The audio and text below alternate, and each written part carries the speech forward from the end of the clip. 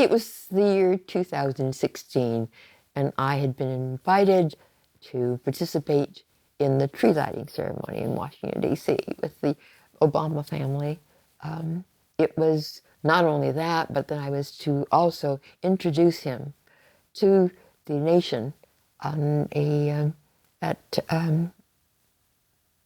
from the stage on a PBS special, public television.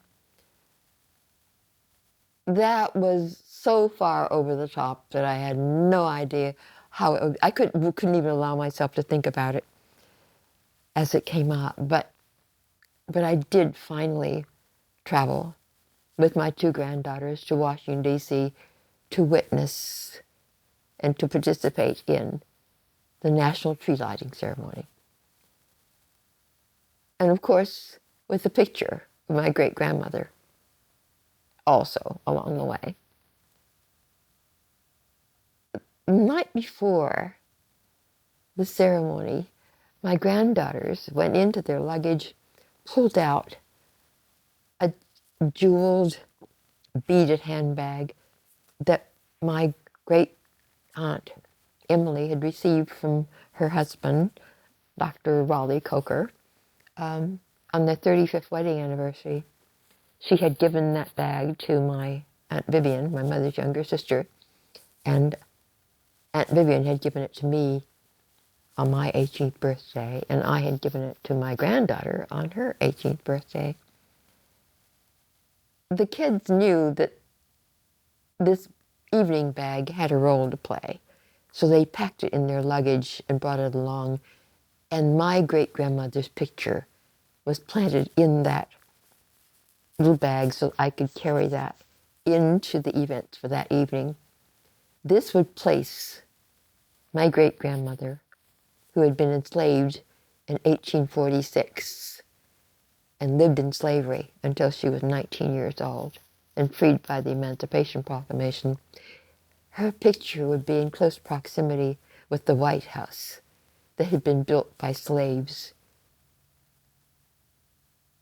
And they would be a part of a ceremony in which the first African American president and family would be participating, and where I would be a participant along with them, and where my great-grandmother, in my little evening bag, would be along. No one would know that but me. But I stashed it away, and in the moments before the tree lighting ceremony was to begin, with the picture in that little bag, firmly in my hand, the other hand was reaching out to meet President Obama and the First Lady in a small private tent behind the stage.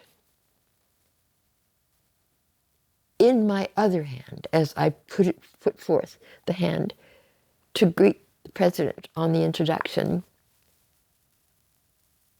he would cup his hand over mine, and in the cupping would transfer the presidential seal in a coin to my hand, as my other hand held my great-grandmother in that little bag.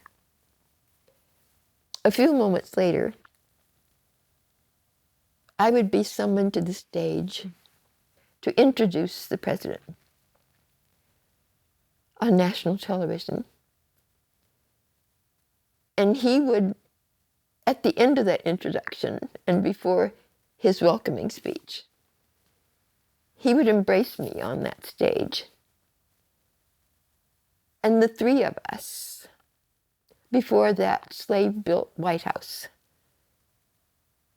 would be standing before the nation, blending those times of 1863 and 1921, of my birth, 1846 of her birth, and 2009, the birth of the presidency of the first African American president, would all be on that stage together.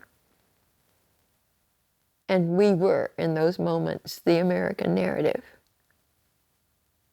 But only I would know that.